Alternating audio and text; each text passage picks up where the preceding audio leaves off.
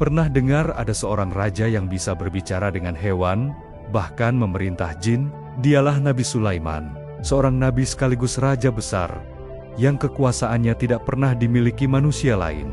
Ia adalah putra dari Nabi Daud, dan mewarisi kerajaan yang luas. Tapi yang membuatnya berbeda, bukan hanya tahtanya.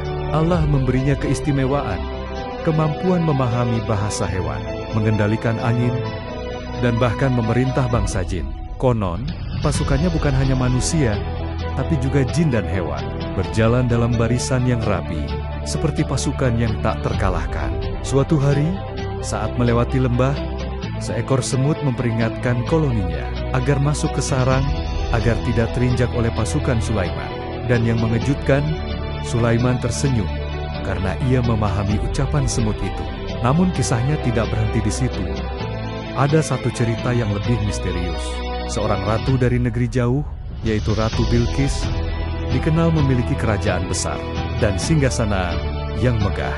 Sulaiman mengundangnya, tapi sebelum sang ratu datang, sesuatu yang luar biasa terjadi. Dalam sekejap, singgasana Ratu Bilqis dipindahkan dari negeri jauh ke hadapan Sulaiman. Bahkan sebelum ia sempat berdiri, ratu itu pun terkejut dan akhirnya mengakui kekuasaan Allah setelah melihat keajaiban yang tak masuk akal itu. Tapi di balik semua kekuasaan itu, ada satu hal yang jarang orang tahu. Ketika Sulaiman wafat, ia tetap berdiri bersandar pada tongkatnya, dan para jin terus bekerja karena mereka tidak tahu bahwa ia telah meninggal. Dan saat tongkat itu jatuh, barulah semuanya sadar bahwa bahkan makhluk sekuat jin tidak mengetahui hal gaib. Kisah ini bukan hanya tentang kekuasaan, tapi tentang batas manusia dan rahasia yang hanya diketahui oleh Allah.